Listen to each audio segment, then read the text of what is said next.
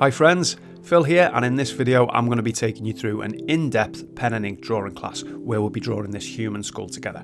Now this was filmed back in 2017 as one of my premium lessons on Art Tutor, and it's kind of amazing and depressing at the same time to see just how much a person can age in 5 years. But anyway, the reason I'm putting it on YouTube now is because Art Tutor is going to be closing its doors very shortly, and I don't want to just delete the lesson, certainly if someone can benefit from it on YouTube in any way. It's an in-depth lesson, so it is an hour long. Don't expect to do this in 15 or 20 minutes. Plus then you're going to need the time obviously to do your version of the skull drawing, and I would allow maybe an hour and a half to do that, 2 hours if you're a little bit slower, there's no rush. But you could certainly do this whole lesson, watch the video and complete your drawing in a single morning or a single afternoon. And my advice is to try and follow along with me. So watch a little bit of the video and then pause it and catch up, watch a little bit more, pause and catch up, and so on. Beneath the video in the description you're going to find a link to download the reference photograph and a high resolution version of my drawing, so you can maybe print those out or save them to your tablet just to help you follow along. The materials couldn't be easier, so all you're going to need is a couple of fine liner pens. I think I use Sakura in this lesson, but any brand will do. You're going to need a pencil and an eraser for the initial skull drawing, and then obviously a piece of drawing paper or your sketchbook. Here's a few drawings from my students who followed this class over the years, and looking at them, some are better than mine.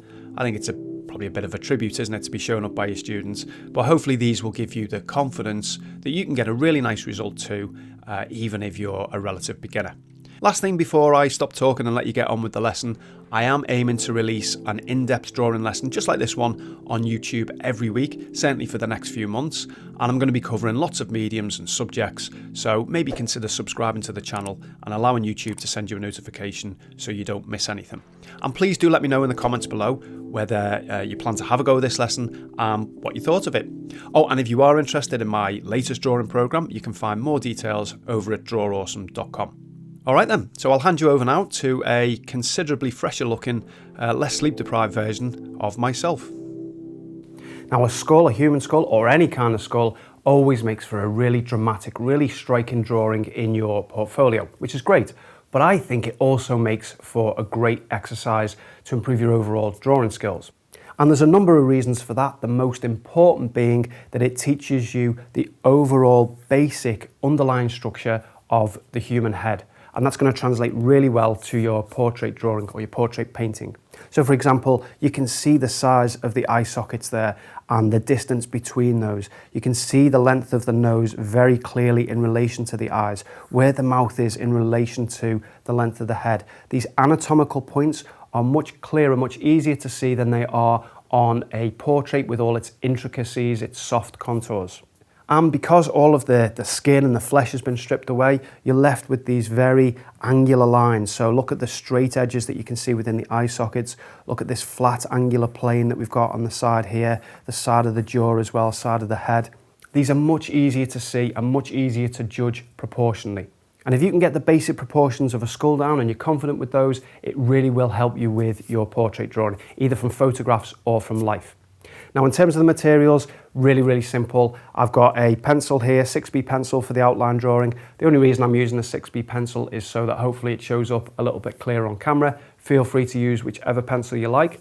I've got an eraser just to keep things clean and tidy. And then for the pens, I'm using Sakura Pigma Micron pens. This is a set of 5 plus a brush pen, which I'll mention in a moment. Doesn't matter which brand that you use, Faber-Castell do a really nice set of pens. For an exercise, you could even use stationary fine liner pens. It's not going to be archival. They're going to bleed a little bit more than the more professional artist quality pens, but as an exercise, they're absolutely fine. Now this set doesn't come from Sakura, doesn't come with a brush pen, and that's more like a felt tip pen, just allows me to fill in larger areas a little bit more quickly. They are a little bit more expensive to buy separately. I know Faber-Castell, I think, does a set of 4 or 6 with a brush pen included, so it's maybe a little bit more affordable if you want to go and buy a Faber-Castell set. Other than that, the paper that I'm using, really simple sketching paper, nothing special about that. This one's by Derwent, relatively smooth, and that's about it. So if you gather your materials, get yourself ready, and we'll make a start. Okay, so let's take a look at the drawing out process. Now you could, if you wanted to, trace this and nobody would ever know, and you could just jump straight to using the fine liner pens for the shading and the rendering process, but I want to really encourage you to have a go at drawing this skull from scratch using the techniques and the methods that I'm about to take you through. You know, I think we can all do with improving our drawing skills, or at least staying on top of those drawing skills, because the reward and the payoff is so great. You improve your drawing skills, you're improving your observational skills, and that translates to every form of art, every form of design, painting, graphic design, if that's something that you want to get into, illustration. You will start to notice things that you haven't noticed before because your observational awareness is that much greater. So I want to encourage you to have a go at drawing this from scratch. The process isn't too difficult when we're dealing with a human skull, certainly not as difficult as a portrait. Now I'm going to be drawing roughly size for size, so you can see I've just drawn across and made a mark there for the top and the bottom of the skull. Going size for size is definitely easier than trying to scale up or scaling down. If you've seen my portrait drawing course, it's a little bit more advanced. You've seen the techniques for scaling up and down through observation. But for this one, we can take the pencil across, you know, and make a mark for the different land points, make a mark for the eye line there, for the bottom of the nose, look for where the mouth is going to be roughly, and it makes life a little bit easier. It just gives you a nice good starting point. So the first thing that I'd like you to do after you've marked in the top and the bottom position is to draw a rectangle. And this rectangle should be roughly, and it's only rough, the same sort of proportion, the same size and proportion as a rectangle on your reference photograph. So you don't need to draw this around on top of your reference photograph, and I certainly don't want you to get to the point where you're measuring it with a ruler and getting this nice precise shape. Just something that is roughly the same. And what this does is it gets you placing your drawing nicely within your paper surface. So you've not got it too far to one side, it's not too high up, not too low down. That might not matter too much for a sketchbook exercise, but it's a good practice and a good habit to get into, to think about where your overall subject is going to be on your paper. Now from here, I want to start with big basic shapes. So the first big basic shape I'm going to look at is a sphere or an oval that represents this part of the skull. And I'm just ghosting the pencil over the top just to get a feel for what that sphere or oval feels like. So it's not a flat oval like this, it's not a really long oval, it actually feels to me quite spherical, okay? So I know that it comes, the bottom of the sphere comes roughly around here, and then big, nice big movement. There we go. So you don't have to be good at drawing circles, you're not trying to get it right first time, you're just placing something in roughly for now. Now before I place in a basic shape for the jaw, I want to think about where is the center of the skull. Not where is the center of our rectangle, but where is the center line that would run down through the nose, through the center of the nose and through the chin. Center of the skull, down through the nose, down through the chin. If you imagine a rectangle around this skull, because the skull is turned to one side slightly, the center line through that nose is actually towards the right-hand side of the entire image. So there's more space here, you can see more space here than there is here. So it's no good me putting my center line right, splitting this rectangle in the middle, because that isn't going to allow me enough room on this side to get all of this skull in, and it's going to leave too much room here. And invariably what happens with most people is that they overextend this side here and they squash this side into too small a space, and the whole thing just looks out of proportion. So instead I'm going to look where my center line is, and I'm just visualizing this rectangle, this big rectangle around the skull, and I'm thinking, where is that in relation to the entire rectangle? And it's roughly about a third of the way across. So it's going to be somewhere around about here. Now for a portrait where you've got to be more accurate, this is where you would start doing comparative measures, and looking at the height relative to the width of the head to get that really accurate. But for this skull drawing, I just want you to make a best guess. So now that we've got that in place, let's put in a shape, a basic shape for the bottom of the jaw. So we know that the chin, the flat part of the chin, has to fall under this center line. So it's not in the center of the square, it's not here, the center of this rectangle. It's to the right as we look at it, it's to the right. And then I can just look at a line, a basic angled line down here. I'm not worried about this contour here or this curve. I want to break this into straight lines. So an approximate angle for this side and then an approximate angle for this side. Laying your pencil helps you gauge that angle a little bit better. And then we've got this side of the jaw here. From here, I'm still thinking about basic shapes. All I want to do at this stage is get the overall positions, the overall proportions correct. So let's just put in a shape for the nose. I'm not worried about getting the shape too correct. I just want to think about the size and the position. So I know that it's on this center line. I know roughly it's about that size. I can see that because I'm going size for size. Just take a top line across, maybe a little bit higher, and the bottom I think is about correct. So just a slightly oval shape, more of an egg shape, but the most important thing is the size and the position relative to the rest of the head. So it's over to the right hand side. And then the same thing for the eyes. So I want to look, at this stage, just look at the overall size of the eye. So what I'm looking at, I'm not worried about these individual edges and these straight lines at this stage. I'm looking at the size of this shape comparative to this one.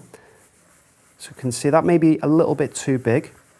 I'm looking at the distance here between, the distance between the nose here and this shape here. And it's this darkest, most outer edge that I'm looking at here. So part of that is shadow, but that's the shape that I'm looking at. And then for this one to the left-hand side, I can do the same thing. So I'm just looking at the shape, or the overall size, of the eye and the position rather than the shape. Just getting a feel for that. And I can maybe just put in just a bit of a top line there for this very distinctive brow line that we've got. So I'm just looking at this angle here. And all I want to do is just get the basic anatomical points in place and the correct size and proportion to one another. That's much more important at this stage than getting the shapes of things correct. Shapes come later, contour lines come later. Okay, and then for the mouth, a similar sort of concept. So I just want to, like I did with the jawline, I'm going to break this into straight lines. So I think this is going to be roughly the center of the mouth here. So I'm just going to look at the top and the bottom of the mouth, just looking at some angles. It's a little bit shallower an angle, isn't it? Look how those lines converge. So they come together at a point. So if I look at that, my lines need to come together at a point. The jawline here is the bottom of the mouth.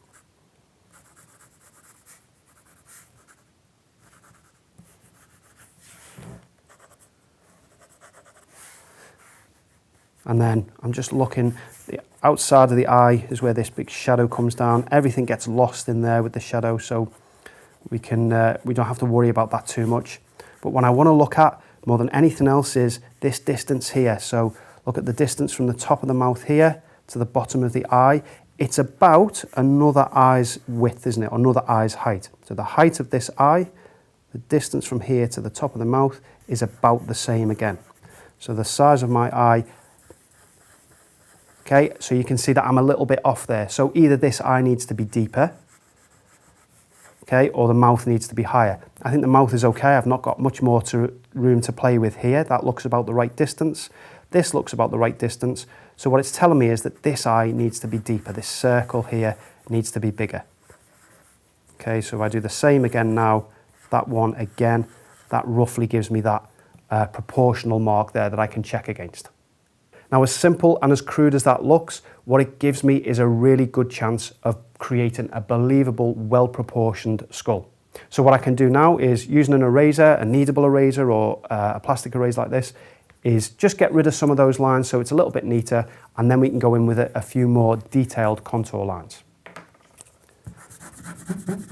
Okay, so you're not probably going to be able to see much at all there on camera. I can see plenty to be able to work with. In fact, I could go a lot lighter than this and it would still be enough, good enough for me to work from. So from here, I can start looking at more detailed contour lines. So I'm going to start with the left eye. I always tend to start with eyes on a portrait. I would do the same with the skull. So this left eye, I want to look at this shape. We've got the basic size correct and the position, the anatomical position. I'm happy with that. Now we want to look at the shape. And the most important thing here is the depth of the eye relative to the width. So you can see that it's almost square, but it's probably a little bit longer than it is higher. If I was to measure this with a ruler, this length is probably a bit greater than this length. I'm not going to measure it with a ruler, but that's what I'm looking at. So let's get this top edge in. And I'm not worried about curves. What I'm looking for are angles. So any curves that I see, I want to break those into straight lines because they are much easier to judge than curved lines. So there's the left eye.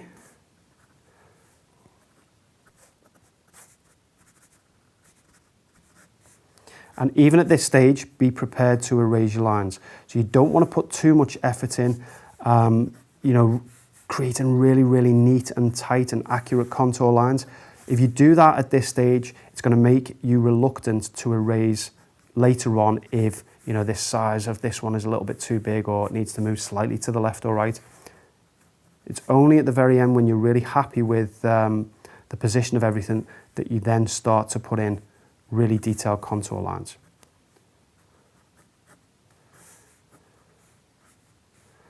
So bottom of the nose, there's a shape in there. Just give a rough indication of that.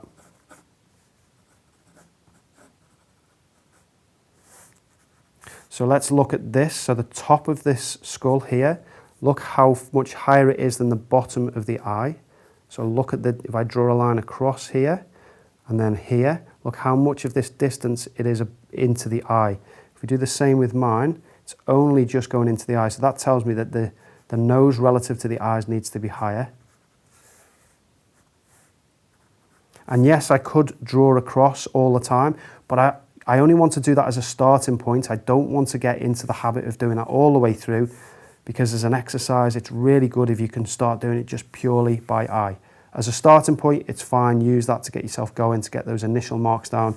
But when you've got them down, try and do the rest by eye. Okay, and then we can look at the outer edges. So I'm looking at the distance here, the distance from the outer edge to the eye. What does that look like? And then I'm looking at this shape here, so this overall shape. So looking at where this point is in relation to the eye, so it falls just above center. So that's going to be around about there. Happy with the position of that. Again, looking at these straight lines, not curves at this stage. So now this shape here that I'm starting to create, how does it compare to this one? Mine's maybe a little bit too wide, but it's not far off. I'm looking at this piece in here and the distance from this bottom of the eye here. So the distance here is too great. So this needs to be, I would say, somewhere more up here. And if we look across, take a reference point, it is roughly, it's slightly above the bottom of the nose. So it is around about there. So let's get rid of that one.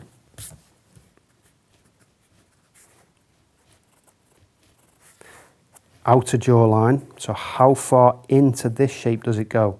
So if I draw a plumb line down here, what kind of space am I left with here? So plumb line down there, what kind of space am I left with? So based on that, it feels like it's around about here. And then before I put too much on one side, I want to keep a balance with the other side. So let's move on to this side of the skull now. So I'm looking at this distance here. How does it compare to this one here? So this is a wider gap, isn't it, than on here? Look at the distance there is wider than there. So I'd say that feels about right to me, looks about right. So look at this shape in here. Really narrow distance there, but then really quickly widens out.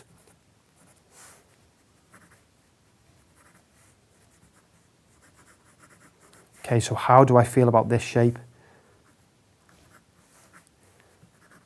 It looks about right, maybe a little bit too big, but again, for this kind of a study, it's going to be okay. And then we've got this part of the jawline. Where is that in relation to the eye? So look at how the shadow really extends to the outer eye there, doesn't it? So I need to take this further out here. And then drawing a plumb line down from here, it goes outside of that. So this has got to be somewhere in here, which means then I probably need to move this in a little bit to give me that distance. The more reference points you check and compare, the more accurate your drawing is going to become. But you have to be prepared to make changes, constantly make changes. That's not a sign of being a poor artist or a beginner artist.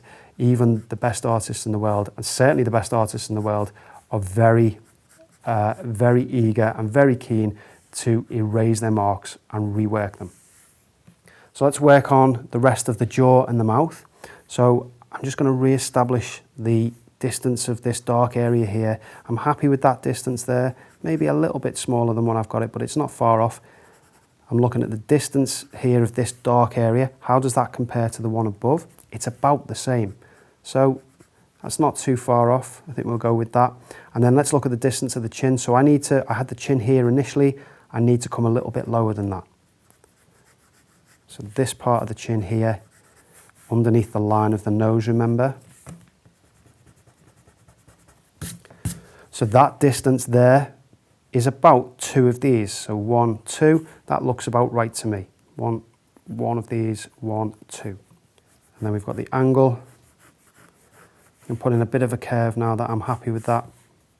For the length of this, I can go by eye, or I can look for a point, because there just seems to be one there where it seems to stop and then move into this curve.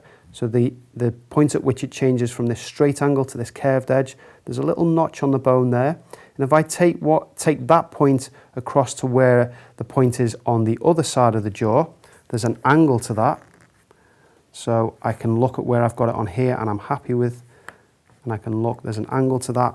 So that same angle there, that just helps me to establish that point at which the jawline then curves into the bottom here. Okay, and then it all starts to get a little bit busy, a bit more complicated where these broken teeth are. So I'm not going to put the individual teeth in for now. I think once you've got the basic height and width of the mouth, that becomes a lot easier. The one thing I would say is that you want to count the number of teeth. It's very easy just to get quite lazy and say, I'll put one in there and then another one and another one. But what happens is you tend to make some of the ones in the back a little bit bigger than they should be, maybe some of the ones at the front a bit smaller. It's worth just taking the time to see how many teeth there are, what position they are. So look at this one here. You know, it's going to be in this position somewhere around about here. So just take your time to count them, put them in individually. It's well worth it. It is definitely going to increase the strength of your final drawing. Okay, so moving on to the top part of the skull then. So I know I've got the top of the head is around about here. Draw a line across, it's around about there. But I want to look at this point here. So I'm imagining a line coming round. So it comes around the skull, down and through the nose. So if I take that point down and round and through the nose, this point here, if I take a plumb line straight down, is around the outside of the nose. So it's going to be somewhere around there. And just putting that point in first then allows me with a bit more confidence to put this shape in.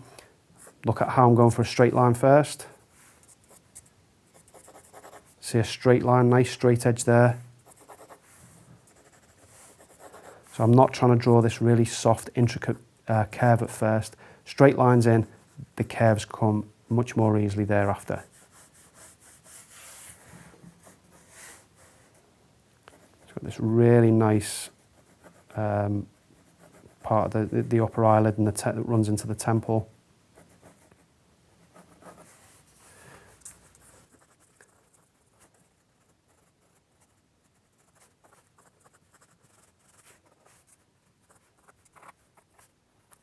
Okay, so what I'm going to do now is just take a little bit of time to put the rest of the teeth in. They're just a little bit intricate, so a little bit time consuming, a bit boring for you to watch on camera, but I'm just going to be putting those in individually as best I can, looking at the shadow shapes just to draw those in, and then I'm going to use probably a kneadable eraser just to tidy things up and just to create a bit of a sharper line so that we've got something nice and neat to go in with the pens with.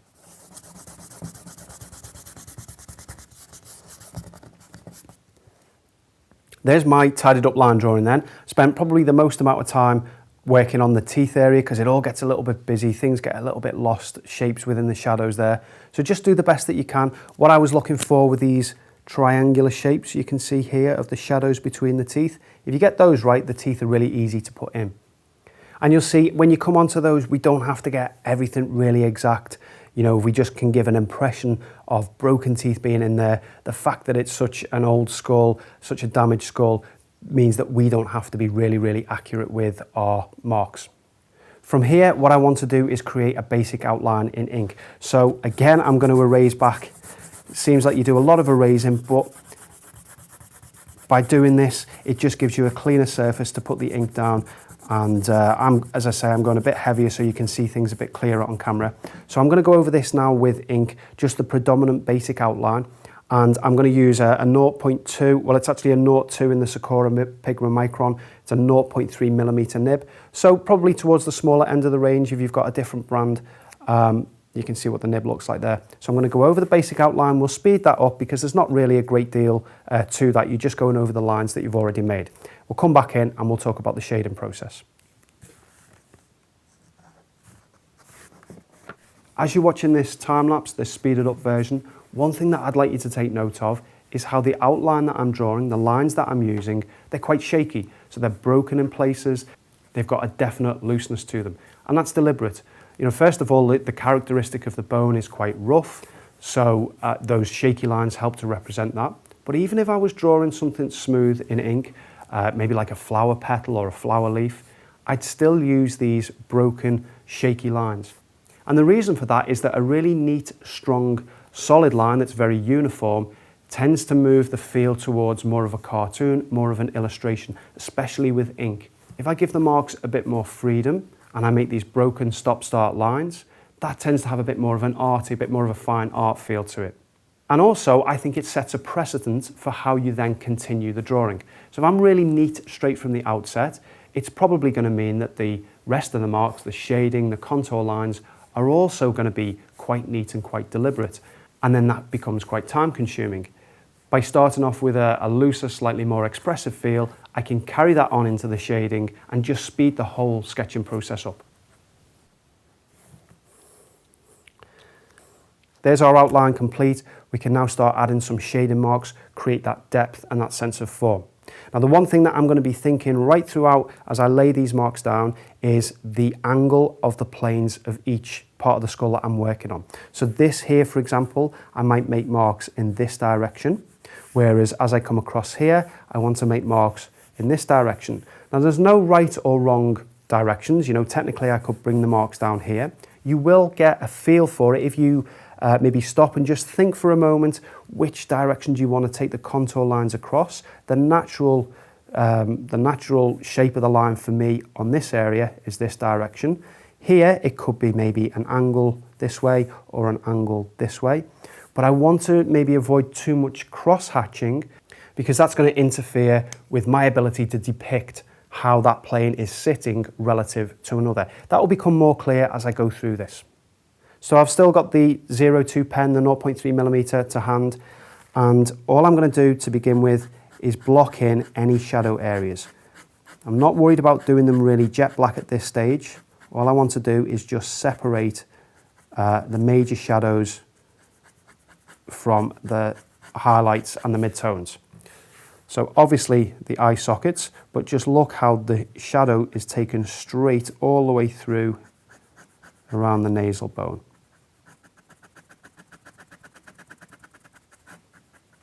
And that shadow goes through here.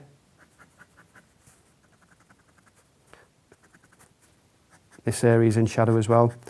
So I'm not making any distinction between the level of shadow. Obviously this is a darker shadow than this one. At this stage, I just want to separate things into major shadows and non-shadows. So we've got shadow around here, and I'm not worried about being really neat either. A lot of these shadows are going to have soft edges to them. So these have got soft edges here. They're not really, although they're a lot more angular than you would find on a live head, you know, with the flesh and the skin and the fat underneath, they still got a softer edge to them. So just breaking over the lines that you've placed in, just so you know, to identify those shadow shapes, isn't going to be a problem. In fact, it's going to be beneficial. So doing this as well is also, it overcomes that dilemma that a lot of people face with, where do I start? I've got this white piece of paper, essentially a white piece of paper, staring back at me in the face. Where do I start? if you start by mentally identifying all of the shadow shapes and blocking those in, you'll be amazed at how much overwhelm that takes away from then all of the different details. Now that I've got these in, what I can start to do is some extra work within these shadows to separate one from another. So the eye sockets here are almost jet black. The nose and the eye sockets, this area here, this area in the centre of the mouth, these are the darkest values within our drawing. So I could go straight to the brush pen, but I'm not going to go to that quite yet. I'm going to go to a larger pen, so I could go to the 0.8, the 0.5 or the 0.8 with the Sakura. It's just, you can see the nib is a larger nib there. And what that allows me to do is just create a little bit of variation within the solid shape. I don't want it to be completely solid because that's going to be quite flat and quite boring. I want a little bit of texture, certainly within this side. You can just about see maybe that this is a bit lighter. The darkest area is within here. So I can go over this area with the brush pen in a moment. But with this larger pen, this larger 0.8, it's going to help me get a really dark shadow, but retain some texture.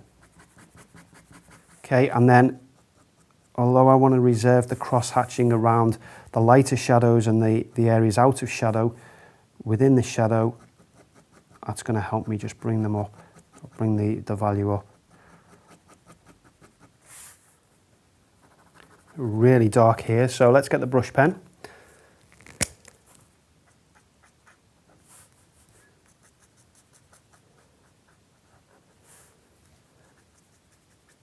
So just in that corner, don't go overboard, so be conservative, less than you think. You can always add more later, but less than you think initially. So I'm starting from the darkest area and coming out as well, rather than from this area and going in. That will just help to create a softer transition that's just going to help to depict this area going from, it's a soft curved area within that, a spherical area within there, and it's just going to help to depict that. So little things like that will help you get the contour lines that you need. Same again on the other eye. So working from one eye to the other just helps you to create a nice balance as you're going along, compare the two to each other. Okay, and again the brush pen. So the darkest areas that I'm seeing right inside the corner there. And then we can bring that out. So the top edge as well is quite dark, isn't it? So out from the darkest area. Okay, and then I'm going to take the same approach with the nasal bone, or the nasal cavity. So just looking for the darkest areas, reserve little bits of light in there. So starting with this 0.8 pen, but a lot of it I'm going to go over with the brush pen. And it is tempting just to go straight in and almost colour that in. But even just, a few flecks of white just help to create a little bit of interest, a little bit of sense of form within the darkest shadows. So I think it's worth, avoiding that temptation of just going straight in with that brush pen.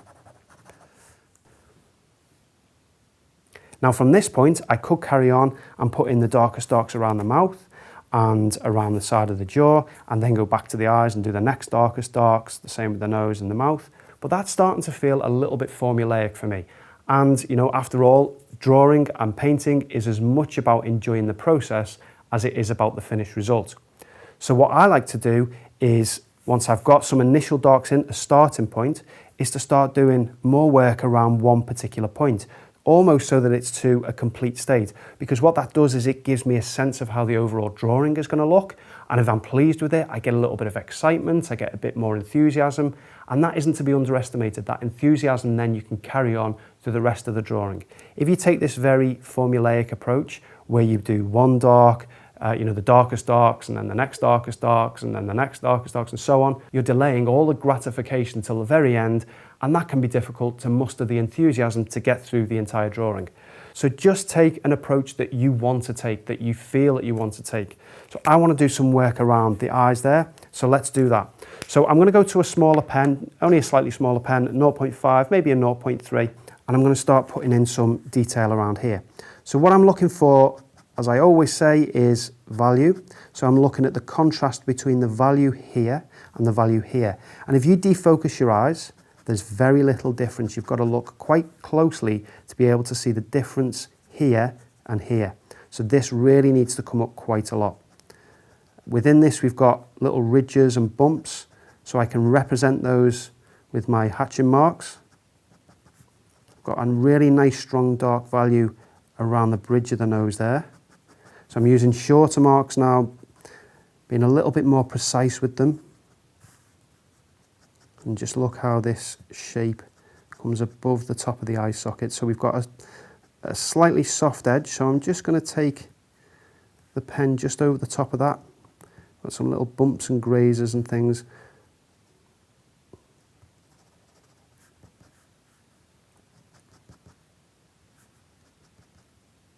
So this is a nice strong shadow in here. Really strong oval shape just for the top of the nasal bone, the nasion, I think it's called. And then we've got the shadow here.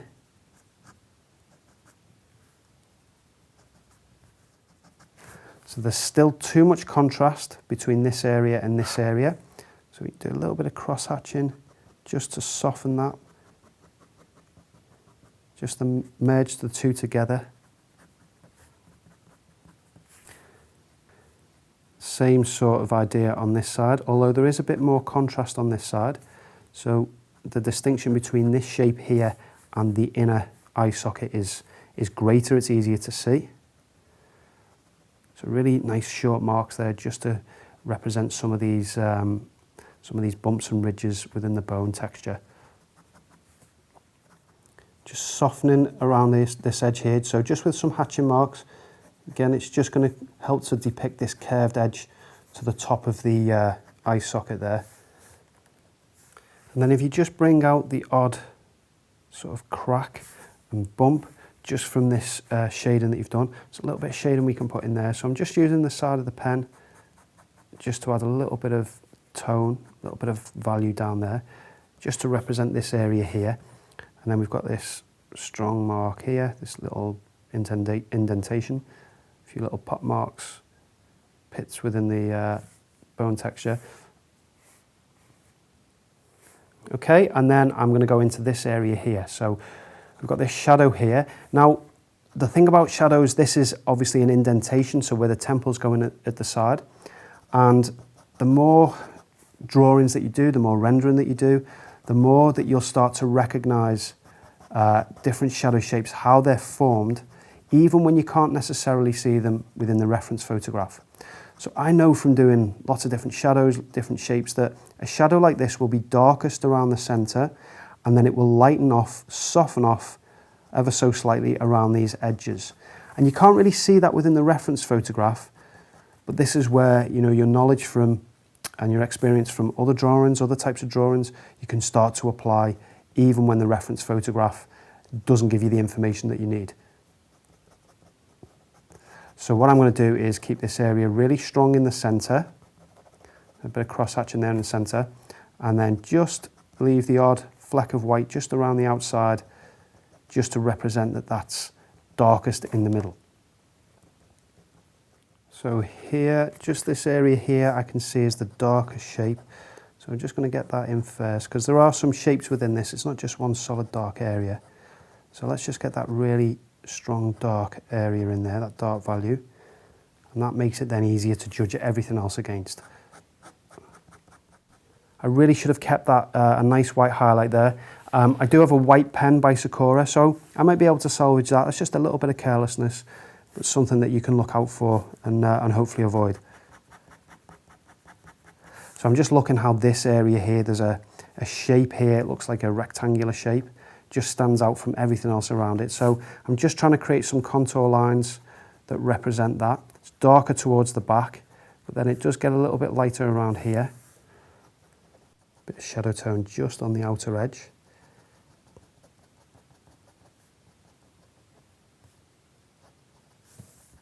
So for this shadow shape in here, just look at how many different tones are within it. So you've got this, it's not one solid black shape, you've got the darkest edge the darkest part around here. And then it goes gradually into a lighter shape there, but light comparative to the shadow. You know, it's still dark within there. And then we've got this darker shape, really dark in this part here. So I'm just trying to change the direction of the lines now, just to represent the difference in plane to this part here. So it goes in and then comes out. Okay, and it's all going to get really dark in there. It's all going to get a bit lost in there, so I don't need to worry too much about that yet. Just about to see this sort of lighter edge here. And then this bit is really, really dark, jet black in there. So for that balance then, let's move from this side over to this side. And just comparing one value to another, this is lighter, isn't it, overall? So I'm going to keep the marks in the same direction.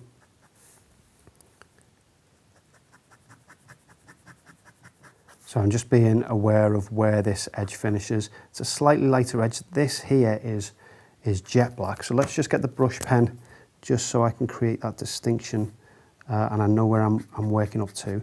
So this is really, really dark in here.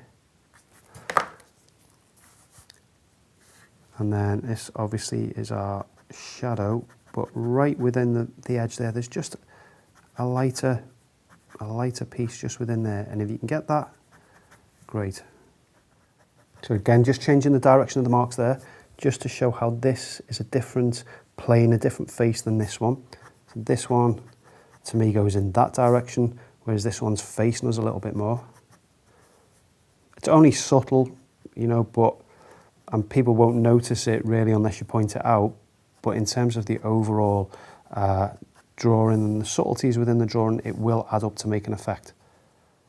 As this piece comes down, it gets lighter, doesn't it? Fades off. So where I've put the brush pen in there, I can then just soften that off with a 0.5 or a 0.8 pen, one of the larger pens, but just using some hatching marks.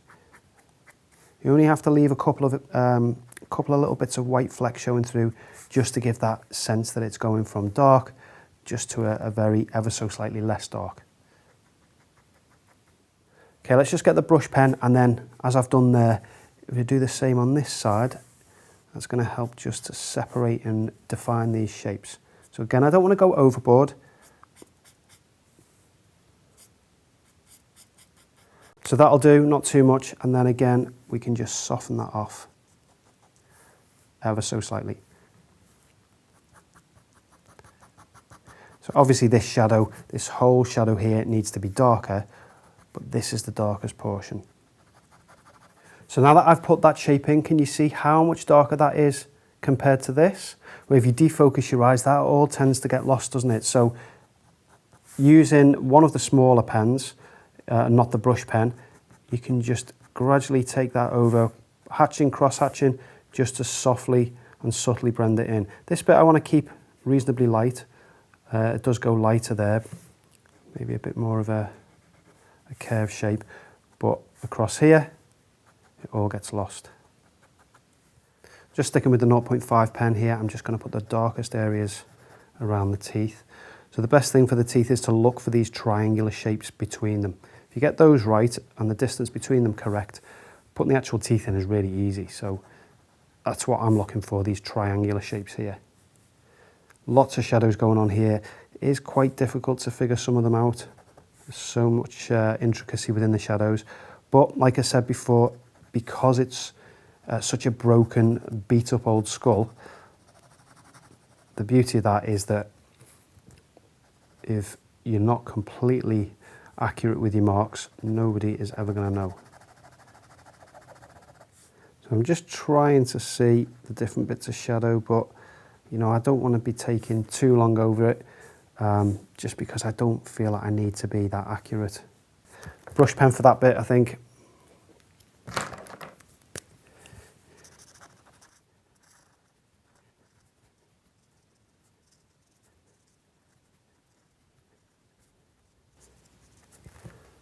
So all the time I'm defocusing my eyes as well, by the way. I'm looking one shadow comparative to another. So look how these are much darker than these, aren't they? So this dark area around the bottom of the tooth. Much darker than this is a shadow. So that's what I'm looking at. How much darker is it? With this, I know I can fill in all the white of the paper. But when I get to these shadows, I've got to let some of the white of the paper to show through just to make them less strong, less dark.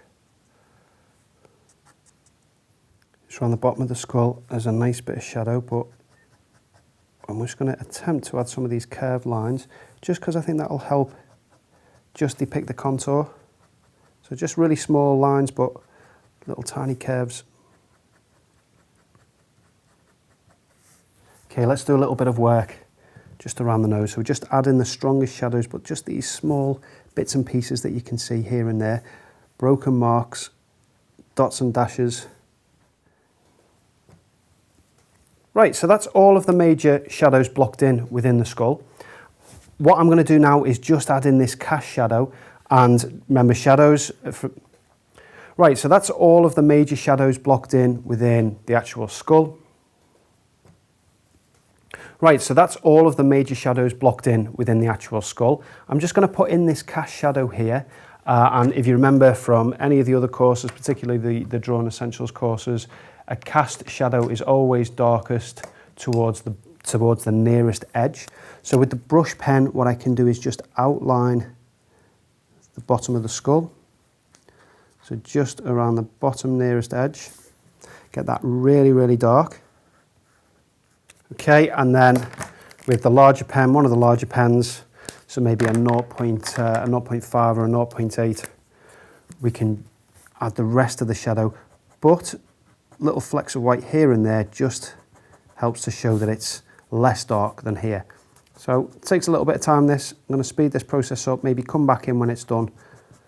Hopefully you can see what I'm doing there is trying to keep all of the lines in a horizontal plane. Just again, it helps to distinguish the different plane of the surface that the skull is sat on compared to the shapes within the skull itself. Okay, so there's all of our major shadows taken care of. Everything at the moment still looks a little bit flat, and that's basically because there's two major values. There's the lights and then there's the darks. Yes, there's different values within the darks, but there isn't that nice transition between the two. There's too much contrast, it's too stark. So in order to create more form, to create something with a bit more realism, we need to soften some of the lights, start adding some of the midtones, and reserve only the main highlights with the white. What I've got here is a black and white version of the photograph. And hopefully what you can see from that are the lightest areas around here. This is really white around here. We've got some highlights here, just under this eye socket here. I want to retain that as quite white. Maybe some around here as well. But everything else has got a little bit of tone to it. But that tone needs to be quite subtle. So this is where the Sakura pens really come into their own. We've got the 0.05 pen, so a really, really small nib. I think it's a 0.2 millimeter nib, really small nib you could use, or even the 0.1 pen, the 0.1 pen, which is a 0.25 millimeter. That's really small as well. That'll do a great job. And if you use it side on, it's going to help you get some really subtle tones. So let's do a little bit of work now. Again, we'll start around the eyes and then move outwards. So this is where we can start adding some of the details as well. But let's start with a really small example, but it's a good one. We've got this dark shadow shape here, but it's not a dark shadow shape surrounded by white. That's quite an illustrative feel. To give a bit more of an arty feel, fine art feel, we want to just soften some of the tones around the outside. And all I'm going to do is just start picking out little tiny bits. So little cracks that I've put in here, like I did with that one, I can add little bits of tone just around the outside of them. I can start adding more of them. Look how small that mark you can get is. Really, really small mark.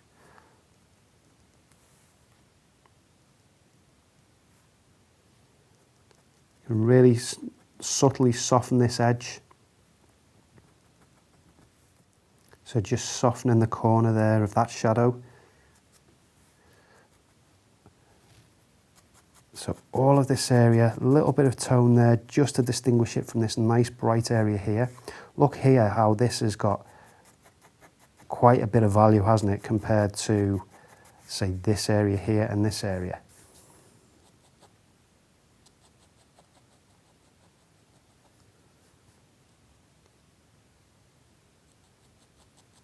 Nice bright highlight there. So let's reserve that. But then to really help that punch and stand out, we've got to bring up the value all around it. So around this shadow here.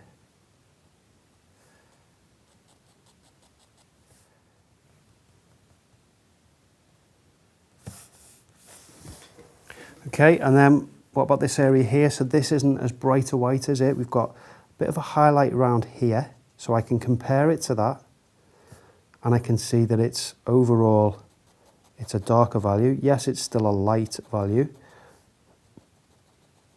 but it's darker overall to the white of the paper that we're leaving for the lightest highlights.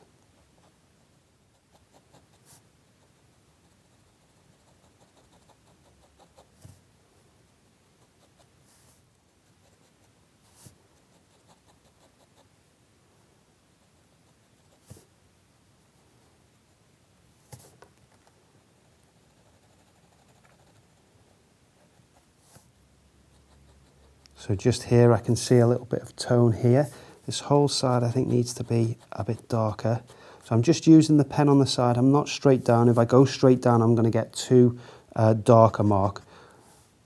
So I want to use the side of the pen, and then I can gradually increase the angle, and that gives me a little bit more control again. So allows me to create slightly darker marks. So here, it's quite light around there, so I'm going to keep it a nice light value there. And gradually increase the value around here.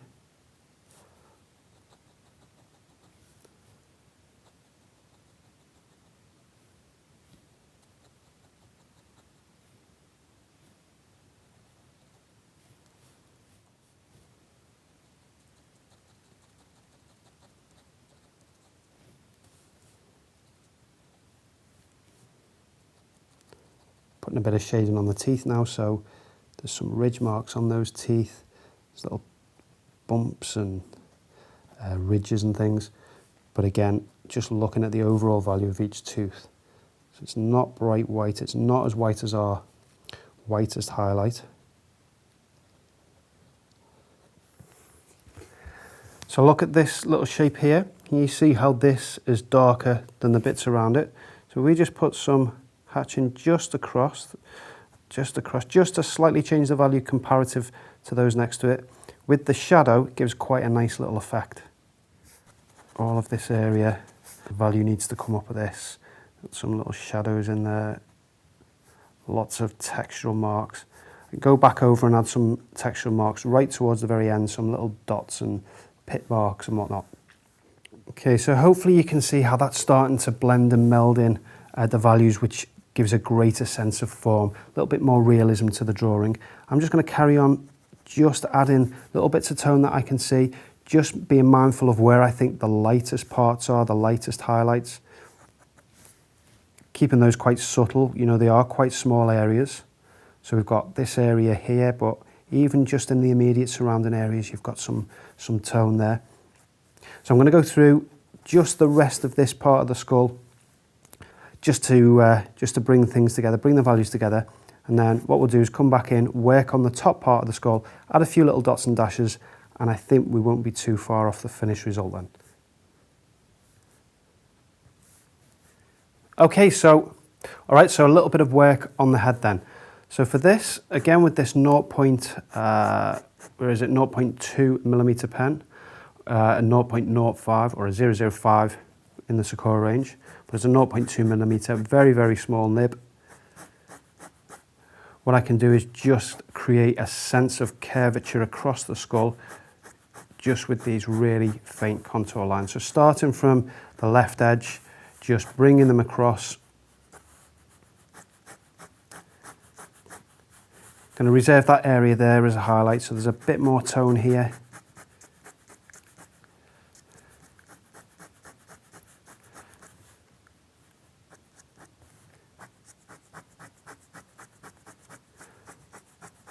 I want it darker, obviously, just towards the outer edge, just to represent that, the curvature in the skull.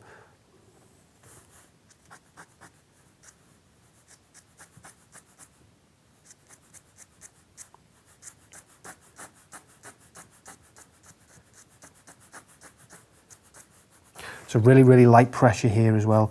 And then from this side, if you can turn the paper around, that's going to be easier. This is stuck down so it doesn't move, but turning the paper around is definitely going to make your life easier. What I'm trying to do is go from the outside and bring it in, and that way the pen will, the ink will gradually dissipate, soften off.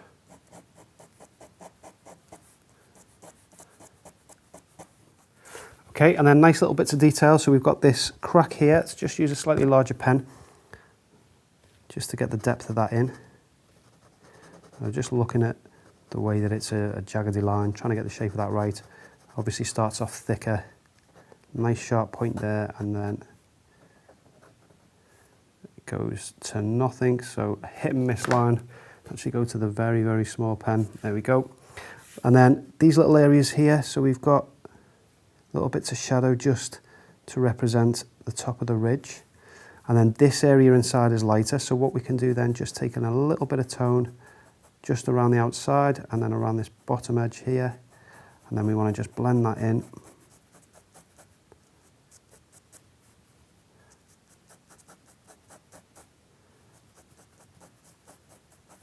And then that gives that effect, hopefully, that is then recessed, a little recessed mark within the skull. So there's one there, we've got one here, so let's do a little bit of tone just around the outside of that one. Started to do that earlier, and once you've got a feel for how these are created, you can create another one. So we could put one here, just a bit of a darker area, bit of tone around the outside, bit of tone around the bottom. There we go, as simple as that. And I'm just going to add a little bit of tone just to this part. Hopefully that'll just show that that's sat up ever so slightly. Okay, and then this bit here, I'm just going to do scruffy marks, side of the pen. Softens off, almost gets lost there in the light, and then as you get back into the shadow side, you add a bit of a stronger impression of that. And then within this mark, we've got slightly darker areas. So you can pick out a few of those. Comes down here. Okay, and to finish off, I'm just going to put a few of these little dots in, porous marks, obviously where the bone has become more brittle over time. Just a nice little bit of extra texture. Any of these lines that you see in the skull, they're lighter lines, but you know, we can't really put those in as light and not reserve them, so I'm just going to pop them in with a little bit of the darker pen. I want to just lose that, so I am going to go over a few things with the white pen in a second. I know I didn't mention that in the list of materials, but I think if you've got a white pen, any kind of white pen, Sakura do a jelly roll pen, but any white pen will do. It does give you a bit of a second chance if you just get a little bit too keen in areas. Obviously you can't erase marks with you can't erase your pen too much. So this is a white pen. This is by Sakura as well. This is jelly roll, but again, any white pen will do. This is going to be used more as an erasing tool. So there was just a few areas where I just got a bit keen, lapse in concentration, and this white pen just gives you a second chance. So I'm just tidying up that area there. I think this area in here could do with a few lights. What happens when you put the white pen on is that you tend to go a little bit too light. But if you just dab your finger over the top, that will help just to reduce that. And if needs be, you know, you can go back over with the black pen and just bring it up to the level that you want it to be. And I just wanted to lose this a little bit. You won't go completely over the black with this white pen, but it just gives you an opportunity just to knock some of the values back. So I can just soften that black there. If you let it dry and go over it again, it gives you a bit more coverage. But for the purposes of this, I think that's fine. There it is then, our really sinister and dramatic looking skull. Great fun to do in pen and ink. I really enjoy drawing skulls, both animal and human, in pen and ink and in graphite. And I don't know if that says something about me. A psychologist would probably lay me on a sofa and tell me that it does. But nevertheless, it's a great drawing exercise. It's going to give you a good understanding of the underlying structure of the head, which is going to help you portrait drawing. And if you follow the techniques from earlier on in this lesson where you're drawing it from scratch. It's another great refresher on using those big basic shapes to start with and then gradually getting more refined. Okay, so I hope you enjoyed that lesson. Let me know what you thought in the comments. And if you do want to follow my latest drawing program, you'll find me over at drawawesome.com. If you'd like to share your artwork with other amateur artists, other hobby artists, we do have a free community website. You may have heard of it. It's called artcooler.com. We have monthly challenges there. You can ask questions about materials, techniques, whatever you like, as long as it's art related, obviously. And it's just a nice place to meet other artists who are on the same or a similar journey as you. So until next time, take care and enjoy your art.